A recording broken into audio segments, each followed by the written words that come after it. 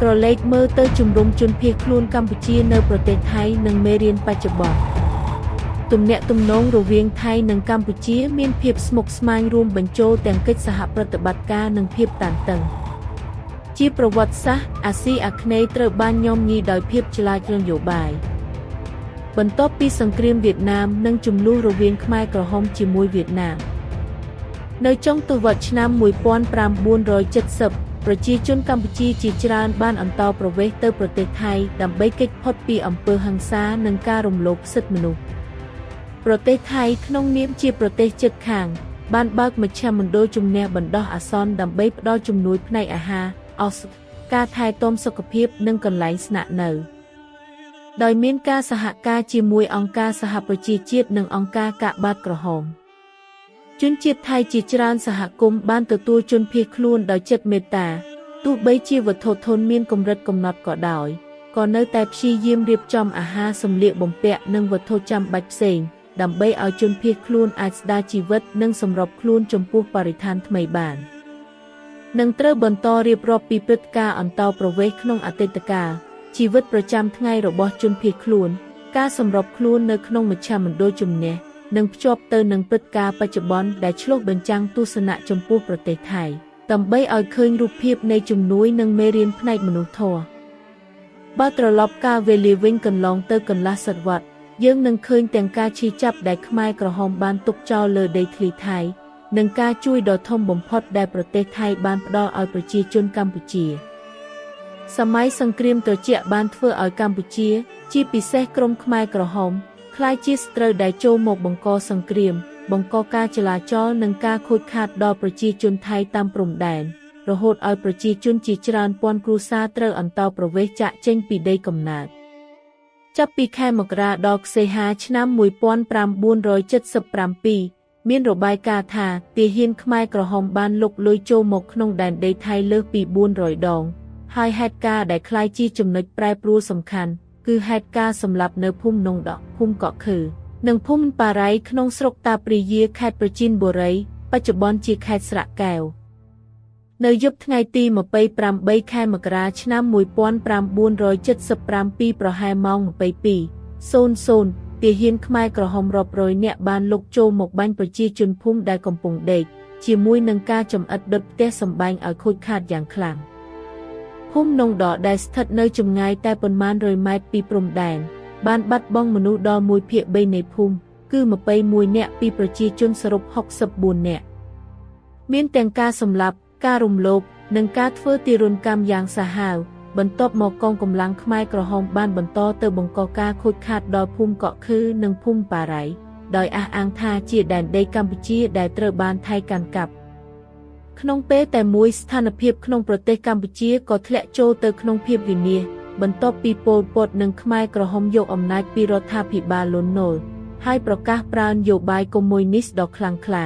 បោះបង់រូបិយប័ណ្ណបញ្ឈប់ការអភិវឌ្ឍបច្ចេកវិទ្យាផ្ដោតទៅកសិកម្មនិងរុញប្រជាជនពីទីក្រុងទៅប្រើកម្លាំងពលកម្មនៅជនបទជាពិសេសស្រទាប់ខ្ពស់មន្ត្រីរាជការពួករាជវង្សនិងអ្នកមានការសិក្សាការសម្រេចចិត្តខុសឆ្គងនេះបូកសរុបជាមួយភាពសាហាវបានបណ្ដាលឲ្យប្រជាជនកម្ពុជាច្រើនជាង2លាននាក់ឬប្រហែល1/7ពីប្រជាជនទាំងមូលបានស្លាប់ដោយសារការធ្វើការដោយពលកម្មធ្ងន់ខ្វះថ្នាំនិងខ្វះអាហារប្រជាពលរដ្ឋត្រូវបានបង្ខំឲ្យផ្លាស់ទីទៅជនបទដើម្បីធ្វើការនៅស្ថានរួមដោយបង្ខំគ្រួសារទាំងអស់ត្រូវប្រឈមមុខនឹងការងារតឹងរ៉ឹងការខ្វះខាតអាហារភាពអត់ឃ្លាននិងអំពើហិង្សាបន្តបន្ទាប់ក្រៅពីអំពើទារុណកម្មនៅក្នុងប្រទេសកម្ពុជាត្រូវប្រឈមមុខនឹងជម្លោះយោធាជាមួយកងទ័ពវៀតណាមការប៉ះទង្គិចកើតឡើងដោយសារការឈ្លានពានឆ្លងព្រំដែននិងការតានតឹងរវាងរដ្ឋាភិបាលទាំងពីរដែលមានគោលនយោបាយអេដយូឡូស៊ីខុសគ្នាការវាយប្រហារនិងការឆ្លើយតបយោធាកើតឡើងជាបន្តបន្ទាប់នៅតាមតំបន់ជាច្រើនជាពិសេសតាមព្រំដែននិងតំបន់ជនបទប្រជាពលរដ្ឋក្លាយជាអ្នករងគ្រោះដោយផ្ទាល់ទាំងពីការប្រយុទ្ធការបំផ្លាញផ្ទះសម្បែងនិងការមិនអាចចូលដល់អាហារនិងសេវាសាធារណៈមូលដ្ឋានបានផលប៉ះពាល់ដល់ជីវិតប្រជាពលរដ្ឋគឺជាការរងទុក្ខវេទនាជាច្រើនវិមាត្រជាដំបូងគឺភាពអត់ឃ្លាននិងការខ្វះខាតអាហារ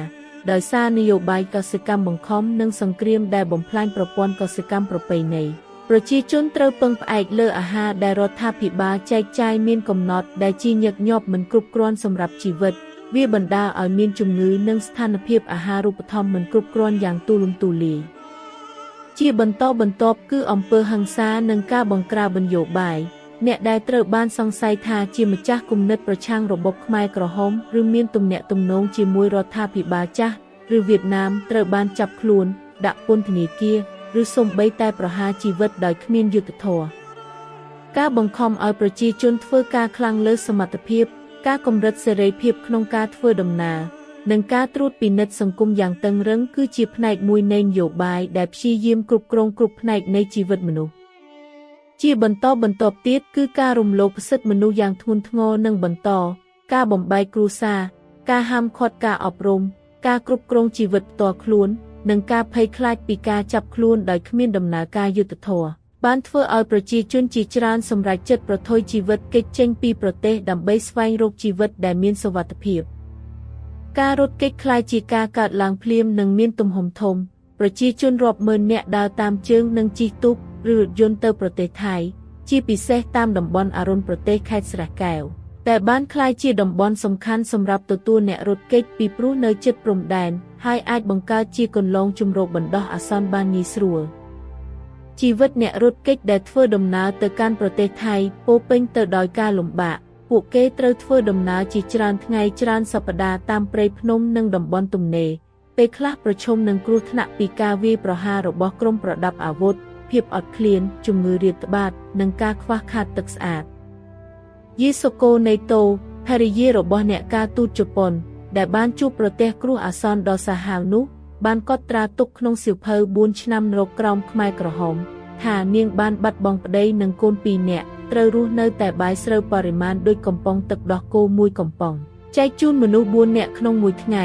ឬខ្លះថ្ងៃមានតែបាយជ្រក់មួយចានតែប៉ុណ្ណោះរហូតដល់ត្រូវចាប់សត្វគ្រប់ប្រភេទដូចជាពស់កណ្ដុរកង្កែបឈើចៀមកង្កែបខ្យងកញ្ជ្រងឬកំពូលដីដើម្បីបន្តជីវិត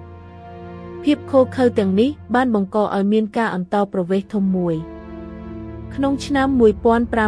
1575មានជនអន្តោប្រវេសន៍កម្ពុជាជាង17,000 នាក់ឆ្លងកាត់ព្រំដែនចូលទៅប្រទេសថៃហើយបានកើនឡើងជាង137,000 នាក់នៅឆ្នាំ1579តាមរបាយការណ៍ខ្លះអះអាងថាលើសពី100,000 នាក់ជនភៀសខ្លួនទាំងនេះភាគច្រើនមានសភាពអត់ឃ្លាននិងអស់កម្លាំងដូច្នេះបានយកប្រាក់ដុល្លារមាសនិងវត្ថុមានតម្លៃដើម្បីប្តូរអាហារនិងថ្នាំជាមួយប្រជាជនថៃព្រមជាមួយនឹងការនាំមកនូវបញ្ហាសុខភាពនិងការរីករាលដាលជំងឺអាហ្វេវ៉ាទ្រឺអូស្រកនៅពេលដែលទាហានខ្មែរក្រហមនៅតែតាមរើសចំអន់លើជនអន្តោប្រវេសន៍ហើយបានបន្តដាក់គ្រាប់មីនយ៉ាងច្រើនតាមបណ្ដោយព្រំដែនដើម្បីរារាំងមិនឲ្យប្រជាជនគេចខ្លួនចេញក្រៅប្រទេសគ្រាប់មីនទាំងនេះបានក្លាយជាមរតកសង្គ្រាមដែលបង្កការខូចខាតដល់ប្រជាជនថៃនៅក្រោយមកបើទោះបីថាប្រទេសថៃបានប្រឈមមុខនឹងការឈឺចាប់ពីកងកម្លាំងខ្មែរក្រហមក៏ដោយតែដោយមូលហេតុមនុស្សធម៌និងដោយសំណើរបស់លោក Paul Hardling អគ្គនាយកគណៈកម្មាធិការជនភៀសខ្លួននៃអង្គការសហប្រជាជាតិដែលបានសន្យានឹងប្រមូលប្រាក់ជួយពីប្រទេសជាតិជាច្រើនរដ្ឋាភិបាលថៃក្រោមការដឹកនាំរបស់ឯកឧត្តមជើងឯក Krang Sechchomanan បានបើកចំហព្រំដែនទទួលជនភៀសខ្លួនទោះបីជាត្រូវទទួលខុសត្រូវចំណាយប្រមាណ8,750,000 បាតក្នុងមួយឆ្នាំក៏ដោយក្នុងរបាយការណ៍ក្រសួងឆ្នាំ1980បានបញ្ជាក់ថារដ្ឋាភិបាលថៃបានជួយសង្គ្រោះជនកម្ពុជាដល់ទៅ20,955,500 បាតក្នុងតែមួយឆ្នាំដោយសារនយោបាយនេះប្រទេសថៃបានបង្កើតមជ្ឈមណ្ឌលជនអន្តោប្រវេសន៍ជាច្រើនចាប់ពីស្រុកស្រីសរហូតដល់ខេត្តត្រាតមានសរុបប្រហែល18មណ្ឌលមួយក្នុងចំណោមមណ្ឌលដែលមានឈ្មោះល្បីបំផុតគឺសែក2ឬមណ្ឌលជនភៀសខ្លួននៅភូមិឃុំខោកស៊ូងស្រុកតាព្រះយាខេត្តប្រជិនបុរីបច្ចុប្បន្នជាខេត្តស្រះកែវមានជនអន្តោប្រវេសន៍ប្រមាណ30,000 នាក់រហូតដល់ខែមិថុនាឆ្នាំ1980កងទ័ពវៀតណាមបានផ្ញើទាហានពីកងទ័ពចូលវាយភ្លើងដុតបំផ្លាញមណ្ឌលនេះដើម្បីបំបត្តិកងខ្មែរក្រហមដែលលាក់ខ្លួននៅផ្នែកថៃ ហេតុការណ៍នេះបាននាំឲ្យមានការប៉ះទង្គិចយូរ3ថ្ងៃជាប់គ្នាជាមួយកងទ័ពថៃនៅភូមិនមៈមុនហើយត្រូវបានចងចាំថាយុទ្ធការនមៈមុននៅពេលមណ្ឌលភៀសខ្លួននងច័ន្ទត្រូវបានវាយបំផ្លាញកងទ័ពថៃបានជួយបញ្ជូនជនអន្តោប្រវេសន៍មួយផ្នែកទៅមណ្ឌលអាងសេឡាសាយ3និងមួយផ្នែកទៅមណ្ឌលនងសាមេត Rizalern ដែលស្ថិតនៅតំបន់ប្រាសាទស្តុកកុកធំប្រាសាទបុរាណដែលក្រោយមកត្រូវបានលើកឡើងជាឧទ្យានប្រវត្តិសាស្ត្រលេខ11របស់ថៃប៉ុន្តែបានទទួលការខូចខាតយ៉ាងខ្លាំងពីការប្រើប្រាស់ជាមណ្ឌលជនភៀសខ្លួនមិនថាជាការជីករណ្ដៅជុំវិញប្រាសាទសម្រាប់រក្សាទឹកភ្លៀងឬការយកថ្មសេឡាឡង់មកប្រើបំភ្លឺភ្លើងការជួយសង្គ្រោះពីប្រទេសថៃនិងអង្គការសហប្រជាជាតិបានធ្វើឲ្យជនភៀសខ្លួននៅមណ្ឌលនងសាមេតមានសុខភាពប្រសើរឡើងទទួលបានអាហារគ្រប់គ្រាន់និងត្រូវបានពិនិត្យសុខភាពទៀងទាត់ជីវិតរបស់ជនភៀសខ្លួនកម្ពុជានិងការសម្របខ្លួននៅក្នុងមជ្ឈមណ្ឌលស្នាក់នៅបណ្ដោះអាសន្នក្នុងប្រទេសថៃបន្ទាប់ពីប្រជាជនកម្ពុជាបានសម្រេចចិត្តភៀសខ្លួនចេញពីប្រទេសជីវិតរបស់ពួកគេពោរពេញទៅដោយការលំបាកតាំងពីដំបូងការធ្វើដំណើរចេញពីភូមិស្រុកជនបទឬទីក្រុងធំទៅដល់ព្រំដែនប្រទេសថៃតែងតែត្រូវចំណាយពេលជាច្រើនថ្ងៃរហូតដល់ជាច្រើនសប្តាហ៍ជនភៀសខ្លួនភាគច្រើនត្រូវដើរជើងឆ្លងកាត់ព្រៃនិងតំបន់ទំនេរពេលខ្លះត្រូវរត់គេចពីតំបន់ប្រយុទ្ធឬកងទ័ពក្នុងនោះស្ត្រីកុមារនិងមនុស្សចាស់គឺជាក្រុមដែលមានហានិភ័យច្រើនជាងគេក្នុងអំឡុងដំណើរពួកគេប្រឈមមុខនឹងឧបសគ្គជាច្រើនកង្វះអាហារនិងទឹកស្អាតជនភៀសខ្លួនខ្លះមានតែអាហារតិចតួចយកតាមខ្លួនឬពឹងផ្អែកលើអាហារដែលរកបានតាមធម្មជាតិដូចជារ៉ាគ្រឹះឬផ្លែខ្លែបជំងឺនិងសភាពរាងកាយខ្សោយដំណើរយូរនិងកង្វះអាហារូបត្ថម្ភបណ្ដាលឲ្យមានជំងឺនិងភាពទន់ខ្សោយរួមទាំងជំងឺរាគគ្រុននិងជំងឺឆ្លងផ្សេងហានិភ័យពីការវាយប្រហារឬការចាប់ខ្លួនទាំងពីក្រុមកាន់អាវុធនិងការប្រយុទ្ធបណ្ដាលឲ្យជនភៀសខ្លួនត្រូវធ្វើដំណើរជាសម្ងាត់និងប្រុងប្រយ័ត្នជានិច្ចនៅពេលមកដល់ព្រំដែនប្រទេសថៃជាពិសេសស្រុកអរុណប្រទេសខេត្តស្រែងកែវជនភៀសខ្លួនជាច្រើនត្រូវបាននាំចូលទៅក្នុងមជ្ឈមណ្ឌលស្នាក់នៅបណ្ដោះអាសន្នទោះបីមានសេវាកម្មមូលដ្ឋានមួយចំនួនក៏ដោយប៉ុន្តែជីវិតនៅក្នុងមជ្ឈមណ្ឌលក៏ពោរពេញដោយបញ្ហាប្រឈមជីវិតប្រចាំថ្ងៃក្នុងមជ្ឈមណ្ឌលស្នាក់នៅទីស្នាក់នៅជនភៀសខ្លួនភាគច្រើនស្នាក់នៅក្នុងតង់ឬផ្ទះបណ្ដោះអាសន្នដែលសង់ជាជួរគ្រួសារមួយមានតែទំហំតូចគ្រប់គ្រាន់សម្រាប់គេងនិងរក្សាទុកអ្វីតិចតួចការមានឯកជនភាពកំណត់ខ្លាំងហើយសំឡេងរំខានពីអ្នកជិតខាងនិងកុមារជារឿងធម្មតាអាហារនិងអាហារូបត្ថម្ភអាហារដែលទទួលបានភាគច្រើនផ្ដល់ដោយអង្គការសហប្រជាជាតិនិងកាកបាទក្រហមជាអាហារមូលដ្ឋានដូចជាអង្ករដាំស្ងួតប្រេងស្ករនិងបន្លែដាក់កំប៉ុងទោះបីគ្រប់គ្រាន់សម្រាប់ជីវិតក៏ដោយប៉ុន្តែខ្វះភាពចម្រុះជនភៀសខ្លួនត្រូវរៀនចម្អិនអាហារដោយឧបករណ៍មានកម្រិតនិងព្យាយាមកែប្រែមុខម្ហូបឲ្យអាចញ៉ាំបានសុខាភិបាលនិងការព្យាបាលមជ្ឈមណ្ឌលមានគ្លីនិកបណ្ដោះអាសន្នផ្ដល់សេវាត្រួតពិនិត្យសុខភាពនិងព្យាបាលជំងឺមូលដ្ឋានការចាក់វ៉ាក់សាំងការព្យាបាលរាគជំងឺឆ្លងនិងការថែទាំស្ត្រីមានផ្ទៃពោះគឺសកម្មភាពសំខាន់ជនភៀសខ្លួនត្រូវរងចាំយូរប៉ុន្តែបុគ្គលិកព្យាយាមរៀបចំតាមអាទិភាពនៃភាពបន្ទាន់ការអប់រំនិងសកម្មភាពកុមារដែលមកជាមួយគ្រួសារមិនបានទៅសាលាប៉ុន្តែមជ្ឈមណ្ឌលរៀបចំសកម្មភាពរៀនមូលដ្ឋានដូចជាអានសរសេរនិងគូគំនូរដើម្បីឲ្យកុមារមានការអភិវឌ្ឍនិងមានអារម្មណ៍សុវត្ថិភាពសកម្មភាពទាំងនេះក៏ជួយកុមារកាត់បន្ថយស្ត្រេសពីបទពិសោធន៍ហិង្សាដែលបានជួបសកម្មភាពសង្គមនិងការសម្របខ្លួនរបស់មនុស្សពេញវ័យជាច្រើនព្យាយាមរៀបចំសកម្មភាពក្នុងក្រុមដូចជាជួយជួសជុលតង់ថែទាំកុមារចម្អិនអាហាររួមគ្នាឬបណ្ដុះវិជ្ជាជីវៈតូចដូចជាការធ្វើការងារជាឥស្សរជនដើម្បីផ្លាស់ប្ដូរទំនិញឬរកចំណូលតិចតួចការចូលរួមក្នុងសកម្មភាពទាំងនេះជួយឲ្យមានអារម្មណ៍មានតម្លៃនិងមានន័យទោះស្ថិតក្នុងលក្ខខណ្ឌកំណត់ក៏ដោយជីវិតផ្លូវចិត្តនិងក្តីសង្ឃឹមបញ្ហាប្រឈមធំបំផុតរបស់ជនភៀសខ្លួនគឺការគ្រប់គ្រងស្ត្រេសនិងរបួសផ្លូវចិត្តមនុស្សជាច្រើនបានបាត់បង់សាច់ញាតិឬឃើញហិង្សាផ្ទាល់ដូច្នេះមជ្ឈមណ្ឌលមានបុគ្គលិកផ្នែកចិត្តវិទ្យាឬអ្នកជំនាញផ្ដល់ការណែនាំនិងគាំទ្រការជួបជុំមិត្តភ័ក្តិការនិយាយរៀងរាល់ថ្ងៃនិងសកម្មភាពរួមជួយឲ្យជនភៀសខ្លួនអាចទប់ទល់នឹងទុក្ខលំបាកបាន ការសម្របខ្លួនរយៈពេលវែងទោះបីជាមជ្ឈមណ្ឌលគ្រាន់តែជាកន្លែងស្នាក់នៅបណ្ដោះអាសន្នក៏ដោយជនភៀសខ្លួនត្រូវសម្របខ្លួនជាមួយជីវិតកំណត់រៀនរស់រួមជាមួយមនុស្សមានវប្បធម៌និងផ្ទៃខាងក្រោយខុសគ្នា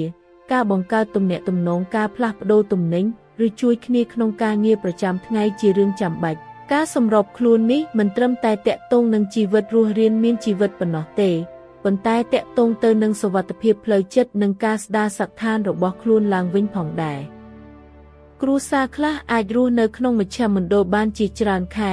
ពួកគេចាប់ផ្ដើមគម្រោងជីវិតថ្មីដូចជារកការងារបណ្ដុះវិជ្ជាជីវៈឬរងចាំការផ្លាស់ទីទៅប្រទេសទី3ដូចជាសហរដ្ឋអាមេរិកកាណាដាឬអូស្ត្រាលីដើម្បីមានឱកាសរស់នៅក្នុងជីវិតមានសុវត្ថិភាពនិងមានចីរភាពពេលស្ថានភាពចាប់ផ្ដើមមានសេចក្តីស្ងប់ស្ងាត់ឡើងពលរដ្ឋអន្តោប្រវេសន៍មួយចំនួនត្រូវបានផ្ញើបន្តទៅកាន់ប្រទេសទី3ហើយជីវិតជាច្រើនទៀតបានត្រឡប់ទៅកាន់ប្រទេសកម្ពុជាដោយសុវត្ថិភាពក្រុមជនភៀសខ្លួនចុងក្រោយត្រូវបានផ្ញើត្រឡប់នៅថ្ងៃទី3ខែមីនាឆ្នាំ1993មានចំនួនសរុប199នាក់នៅមជ្ឈមណ្ឌលអន្តោប្រវេសន៍ភ្នំអ៊ីដាំងខេត្តស្រះកែវពេលដែលពលរដ្ឋអន្តោប្រវេសន៍បានត្រឡប់ទៅមាតុភូមិមជ្ឈមណ្ឌលស្នាក់នៅនិងជំរំផ្សេងក៏បានបិទបន្តិចម្ដងទៅដល់ចប់បញ្ចប់រឿងអាថ៌កំបាំងនៃការជួយដ៏យូរឆ្នាំរបស់ប្រទេសថៃចំពោះជនកម្ពុជានោះព្រឹត្តិការណ៍បច្ចុប្បន្នការយល់ដឹងនិងទស្សនៈចំពោះប្រទេសថៃបើទោះបីថៃធ្លាប់ជាទីពឹងនិងជាគ្រោះថ្នាក់ការពារសម្រាប់ប្រជាជនកម្ពុជានៅអតីតកាលបច្ចុប្បន្នមានភាគីខ្លះនៅកម្ពុជាបានរិះគន់ឬចោទប្រកាន់ប្រជាជនថៃ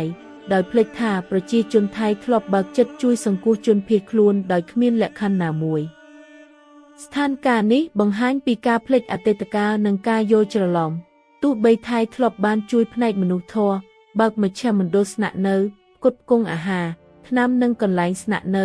ការថែទាំកុមារមនុស្សពេញវ័យនិងមនុស្សចាស់រាប់ម៉ឺនរាប់សែននាក់ប៉ុន្តែរឿងនេះត្រូវបានមើលរំលងឬបំលែងទស្សនៈក្នុងភ្នែកមនុស្សខ្លះមេរៀនសំខាន់គឺការជួយផ្នែកមនុស្សធម៌មិនគួរត្រូវបានភ្លេចហើយត្រូវបង្កើតការយល់ដឹងរវាងប្រទេសដើម្បីទប់ស្កាត់ភាពតានតឹងជាបន្តបន្ទាប់និងរក្សាទំនាក់ទំនងល្អនៅក្នុងតំបន់សេចក្តីសន្និដ្ឋានរឿងរ៉ាវជនភៀសខ្លួនកម្ពុជានៅប្រទេសថៃបង្ហាញពីទុក្ខវេទនានិងការអត់ធ្មត់របស់មនុស្សចាប់ពីការរត់គេចពីសង្គ្រាមការធ្វើដំណើរលំបាកយ៉ាងខ្លាំងរហូតដល់ការសម្របខ្លួននៅមជ្ឈមណ្ឌលស្នាក់នៅថៃការជួយពីប្រទេសថៃនិងអង្គការអន្តរជាតិបានជួយឲ្យជនភៀសខ្លួនស្ដារវិញជីវិតនិងរៀបចំផែនការអនាគតទោះបីបច្ចុប្បន្នមានការយល់ច្រឡំឬការចោទប្រកាន់ប្រទេសថៃប៉ុន្តែប្រវត្តិសាស្ត្របានបញ្ជាក់ច្បាស់ថាប្រជាជនថៃធ្លាប់ជួយដោយមិនរំពឹងផលប្រយោជន៍ដូច្នេះរឿងនេះគឺជាមេរៀនមនុស្សធម៌មេត្តាករុណានិងការអត់ធ្មត់ដែលមានសារៈសំខាន់សម្រាប់ទាំងប្រទេសថៃកម្ពុជានិងតំបន់អាស៊ានភាគអាគ្នេយ៍ទាំងមូល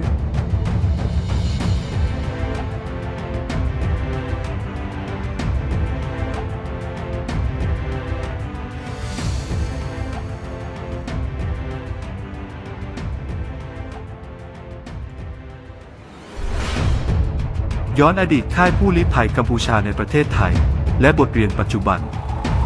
ความสัมพันธ์ระหว่างไทยและกัมพูชาเป็นเรื่องซับซ้อนที่ผสมผสานทั้งความร่วมมือและความตึงเครียดในอดีตภูมิภาคเอเชียตะวันออกเฉียงใต้เต็มไปด้วยความไม่สงบทางการเมืองหลังสงครามเวียดนามและความขัดแย้งระหว่างเขมรแดงกับเวียดนามในช่วงปลายทศวรรษ 1970 ชาวกัมพูชาจำนวนมากต้องลี้ภัยเข้าสู่ประเทศไทยเพื่อหนีความรุนแรงและการละเมิดสิทธิมนุษยชนประเทศไทยในฐานะประเทศเพื่อนบ้านเปิดศูนย์พักพิงชั่วคราวเพื่อให้ความช่วยเหลือด้านอาหารยาการรักษาพยาบาลและที่พักอาศัยโดยร่วมมือกับองค์การสหประชาชาติและองค์กรกาชาดชาวไทยหลายชุมชนต้อนรับผู้ลี้ภัยด้วยน้ำใจแม้ว่าทรัพยากรจำกัดแต่ยังจัดหาอาหารเสื้อผ้าและสิ่งของจำเป็นเพื่อให้ผู้ลี้ภัยสามารถฟื้นฟูชีวิตและปรับตัวต่อสภาพแวดล้อมใหม่จะเล่าเรื่องราวตั้งแต่เหตุการณ์ลี้ภัยในอดีตชีวิตประจำวันของผู้ลี้ภัยการปรับตัวในศูนย์พักพิงและเชื่อมโยงกับเหตุการณ์ปัจจุบันที่สะท้อนมุมมองต่อไทยเพื่อให้เห็นภาพความช่วยเหลือและบทเรียนด้านมนุษยธรรมหากย้อนเวลากลับไปครึ่งศตวรรษเราจะพบทั้งความเจ็บปวดที่เขมรแดงฝากไว้กับผืนแผ่นดินไทย และความช่วยเหลือครั้งยิ่งใหญ่ที่ประเทศไทยมอบให้แก่ชาวกัมพูชายุคสงครามเย็นทำให้กัมพูชาโดยเฉพาะกลุ่มเขมรแดงกลายเป็นศัตรูที่เข้ามาก่อสงครามสร้างความวุ่นวายและความเสียหายแก่ประชาชนไทยบริเวณชายแดนจนชาวบ้านหลายพันครัวเรือนต้องอพยพและทิ้งถิ่นฐานตั้งแต่เดือนมกราคมถึงสิงหาคมพุทธศักราช 2520 มีรายงานว่าทหารเขมรแดงบุกรุกเข้ามาในดินแดนไทยมากกว่า 400 ครั้งและเหตุการณ์ที่กลายเป็นจุดเปลี่ยนสำคัญคือเหตุการณ์สังหารหมู่ที่บ้านหนองดอบ้านกกค้อและบ้านน้อยป่าไร่ในอำเภอตาพระยาจังหวัดปราจีนบุรีปัจจุบันคือจังหวัดสระแก้วเมื่อคืนวันที่ 28 มกราคมพุทธศักราช 2520 เวลาประมาณ 22 นาฬิกาทหารเขมรแดงนับร้อยนายบุกเข้ามากราดยิงใส่ชาวบ้านที่กำลังหลับพร้อมเผาทำลายบ้านเรือนจนเสียหายย่อยยับ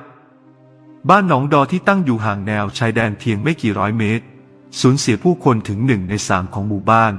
คือ 21 รายจากประชากร 64 คนมีทั้งการฆ่าข่มขืนและทำร้ายอย่างทารุณ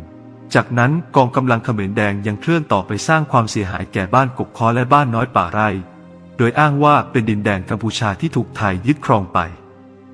ขณะเดียวกันสถานการณ์ภายในกัมพูชาก็ตกอยู่ในความหายนะภายหลังพลพตและเขมรแดงยึดอำนาจจากรัฐบาลลอนดอน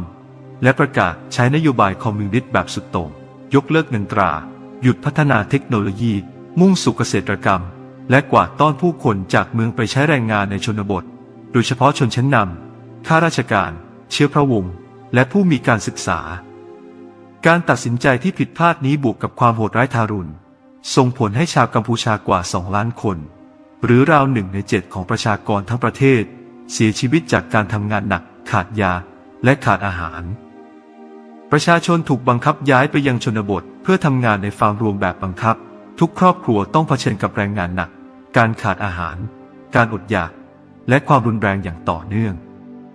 นอกจากความโหดร้ายภายในประเทศแล้วกัมพูชายังต้องเผชิญกับความขัดแย้งทางทหารกับกองทัพเวียดนามการปะทะเกิดขึ้นจากการรุกรานข้ามพรมแดนและความตึงเครียดระหว่าง2 รัฐบาลที่มีอุดมการณ์ต่างกันการโจมตีและการตอบโต้ทางทหารเกิดขึ้นอย่างต่อเนื่องในหลายพื้นที่โดยเฉพาะแนวชายแดนและพื้นที่ชนบทประชาชนกลายเป็นผู้ได้รับผลกระทบโดยตรงทั้งจากการสู้รบการทำลายบ้านเรือนและการไม่สามารถเข้าถึงอาหารและบริการขั้นพื้นฐานได้ผลกระทบต่อชีวิตประชาชนนับว่าเป็นความทุกข์ทรมานในหลายมิติประการแรกคือความอดอยากและขาดแคลนอาหารเนื่องจากนโยบายเกษตรกรรมแบบบังคับและสงครามทำลายระบบเกษตรพื้นบ้านประชาชนต้องพึ่งพาอาหารที่รัฐบาลจัดสรรอย่างจำกัดซึ่งหลายครั้งไม่เพียงพอต่อการดำรงชีวิตทำให้เกิดโรคและภาวะโภชนาการไม่สมบูรณ์อย่างกว้างขวางประการที่ 2คือความรุนแรงและการปราบปรามทางการเมือง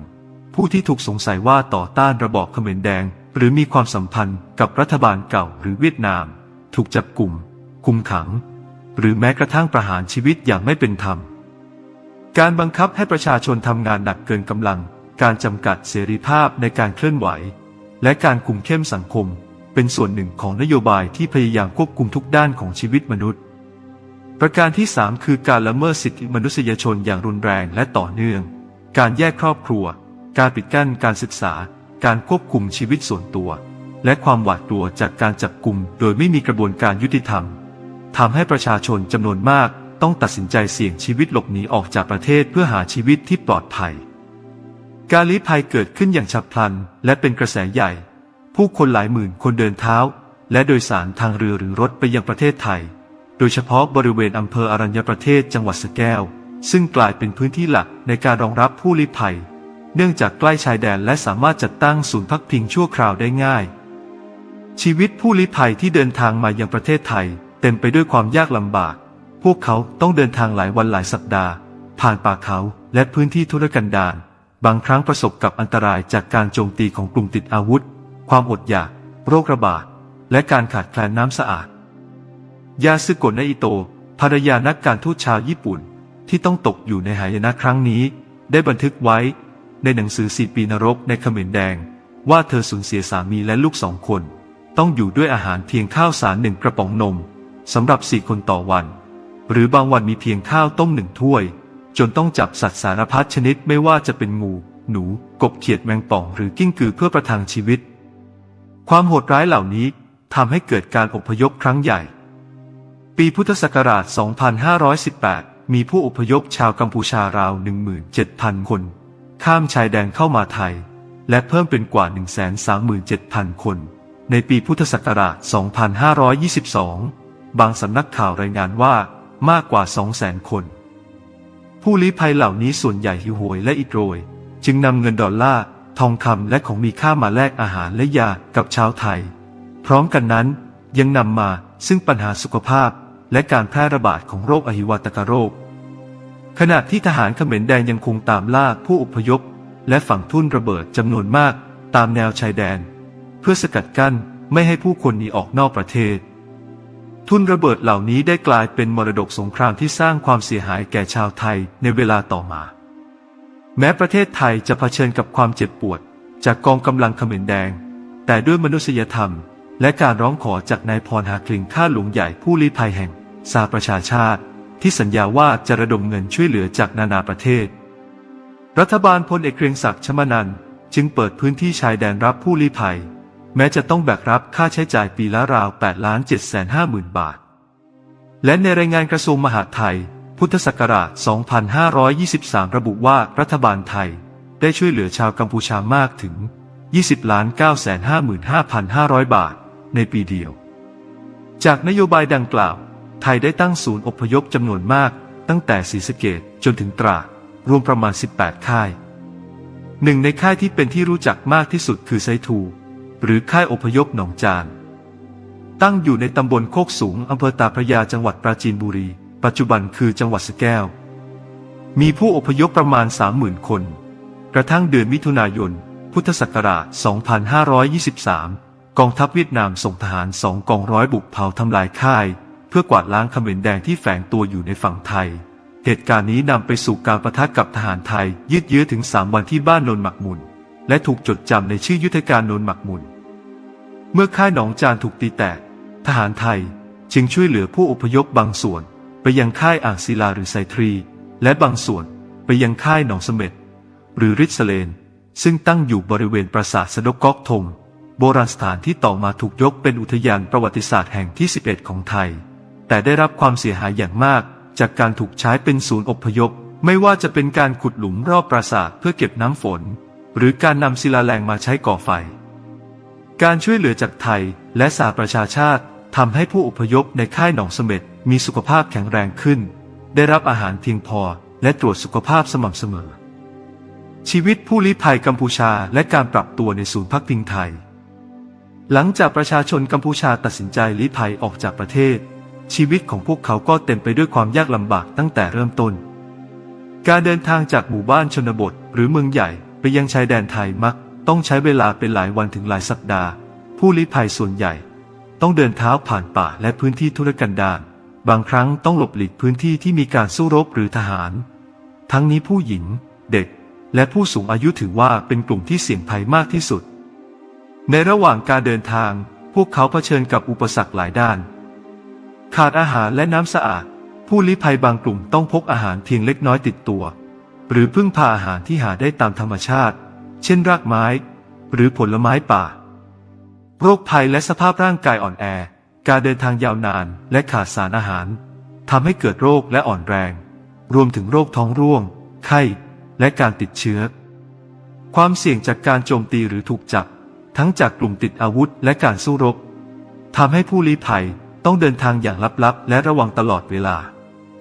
เมื่อมาถึงชายแดนไทยโดยเฉพาะอำเภออรัญญประเทศจังหวัดสระแก้วผู้ลี้ภัยจำนวนมากจะถูกนำเข้าสู่ศูนย์พักพิงชั่วคราวซึ่งแม้ว่าจะมีสิ่งอำนวยความสะดวกพื้นฐานแต่ชีวิตในศูนย์ก็เต็มไปด้วยความท้าทายชีวิตประจำวันในศูนย์พักพิงที่พักอาศัยผู้ลี้ภัยมักอาศัยอยู่ในเต็นท์หรือกระท่อมชั่วคราวที่ตั้งเรียงกันเป็นแถวแต่ละครอบครัวมีพื้นที่จำกัดเพียงพอสำหรับนอนหลับและเก็บของเล็กน้อยความเป็นส่วนตัวมีจำกัดสูงและเสียงรบกวนจากเพื่อนบ้านและเด็กๆเป็นเรื่องปกติอาหารและโภชนาการอาหารที่ได้รับส่วนใหญ่จัดโดยองค์การสหประชาชาติและกาชาดเป็นอาหารพื้นฐานเช่นข้าวแห้งน้ำมันน้ำตาลและผักกระป๋อง แม้ว่าจะเพียงพอต่อการดำรงชีวิตแต่ขาดความหลากหลายผู้ลี้ภัยต้องเรียนรู้วิธีปรุงอาหารด้วยอุปกรณ์จำกัดและพยายามปรับเมนูให้พอรับประทานได้การแพทย์และสุขภาพศูนย์มีคลินิกชั่วคราวให้บริการตรวจสุขภาพและรักษาโรคเบื้องต้นการฉีดวัคซีนการรักษาโรคท้องร่วงโรคติดเชื้อและการดูแลหญิงตั้งครรภ์เป็นกิจกรรมสำคัญผู้ลี้ภัยต้องรอคิวนานแต่เจ้าหน้าที่พยายามจัดลำดับความสำคัญตามความเร่งด่วนการศึกษาและกิจกรรมเด็กที่มาพร้อมครอบครัวมักไม่ได้ไปโรงเรียนแต่ศูนย์จะจัดกิจกรรมการเรียนรู้เบื้องต้นเช่นการอ่านการเขียนและการวาดรูปเพื่อให้เด็กมีพัฒนาการและรู้สึกปลอดภัยกิจกรรมเหล่านี้ยังช่วยให้เด็กๆลดความเครียดจากประสบการณ์ความรุนแรงที่ผ่านมากิจกรรมทางสังคมและการปรับตัวของผู้ใหญ่หลายคนพยายามจัดกิจกรรมภายในกลุ่มเช่นการช่วยกันซ่อมแซมเต็นท์การดูแลเด็กการทำอาหารร่วมกันหรือการฝึกอาชีพเล็กๆเช่นการทำงานฝีมือเพื่อแลกเปลี่ยนสิ่งของหรือสร้างรายได้จำกัดการมีส่วนร่วมในกิจกรรมเหล่านี้ช่วยสร้างความรู้สึกมีคุณค่าและมีความหมายแม้จะอยู่ในสภาพจำกัดชีวิตทางจิตใจและความหวังหนึ่งในความท้าทายสำคัญที่สุดของผู้ลี้ภัยคือการจัดการกับความเครียดและบาดแผลทางจิตใจหลายคนสูญเสียญาติหรือเห็นความรุนแรงอย่างใกล้ชิดศูนย์พักพิงจึงมีเจ้าหน้าที่ด้านจิตวิทยาหรือผู้เชี่ยวชาญเพื่อให้คำปรึกษาและสนับสนุนการพบปะเพื่อนร่วมศูนย์การเล่าเรื่องและการทำกิจกรรมร่วมกันช่วยให้ผู้ลี้ภัยสามารถรับมือกับความทุกข์ได้การปรับตัวในระยะยาวแม้ว่าศูนย์จะเป็นเพียงที่พักชั่วคราวแต่ผู้ลี้ภัยต้องปรับตัวกับชีวิตที่จำกัดเรียนรู้วิธีอยู่ร่วมกับผู้คนหลากหลายที่มีวัฒนธรรมและภูมิหลังต่างกันการสร้างความสัมพันธ์การแลกเปลี่ยนสิ่งของหรือการช่วยเหลือกันในงานประจำวันเป็นสิ่งจำเป็นการปรับตัวนี้ไม่เพียงเกี่ยวกับการอยู่รอดแต่ยังเกี่ยวข้องกับความมั่นคงทางจิตใจและการฟื้นฟูศักดิ์ศรีของตนเองบางครอบครัวสามารถอยู่ในศูนย์ได้นานเป็นเดือนพวกเขาเริ่มวางแผนชีวิตใหม่เช่นการหางานการฝึกอาชีพหรือการรอรับการอพยพไปประเทศที่ 3เช่นสหรัฐอเมริกาแคนาดาหรือออสเตรเลียเพื่อโอกาสในการมีชีวิตที่ปลอดภัยและยั่งยืนเมื่อสถานการณ์เริ่มสงบลงผู้อพยพบางส่วนได้รับการส่งต่อไปยังประเทศที่ 3และอีกหลายชีวิตกลับกัมพูชาอย่างปลอดภัยผู้ลี้ภัยกลุ่มสุดท้ายถูกส่งตัวกลับเมื่อวันที่ 3 มีนาคม พุทธศักราช 2536 มีจำนวน 199 คนที่ศูนย์อพยพเขาอีดังจังหวัดสะแก้วเมื่อผู้อพยพเดินทางกลับสู่มาตุภูมิศูนย์พักพิงและค่ายต่างๆก็ทยอยปิดตัวลงเป็นอันสิ้นสุดมหากาพย์ความช่วยเหลือของประเทศไทยที่ยาวนานหลายปีต่อชาวกัมพูชาเหตุการณ์ปัจจุบันความเข้าใจและมุมมองต่อไทย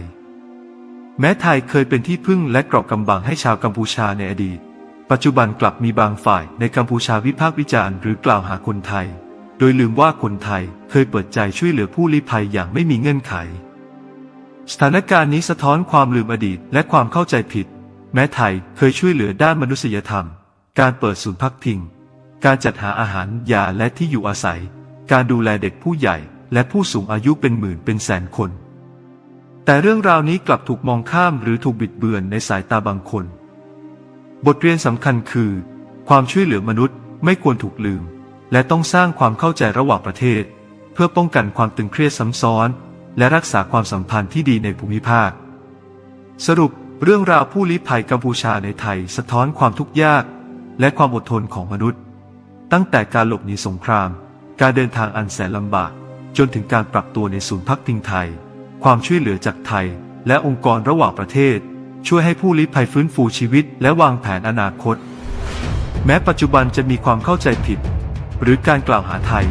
แต่ประวัติศาสตร์ชัดเจนว่าคนไทยเคยช่วยเหลือโดยไม่หวังผลตอบแทนเรื่องราวนี้จึงเป็นบทเรียนด้านมนุษยธรรมความเมตตาและความอดทนที่สำคัญสำหรับทั้งประเทศไทยกัมพูชาและภูมิภาคเอเชียตะวันออกเฉียงใต้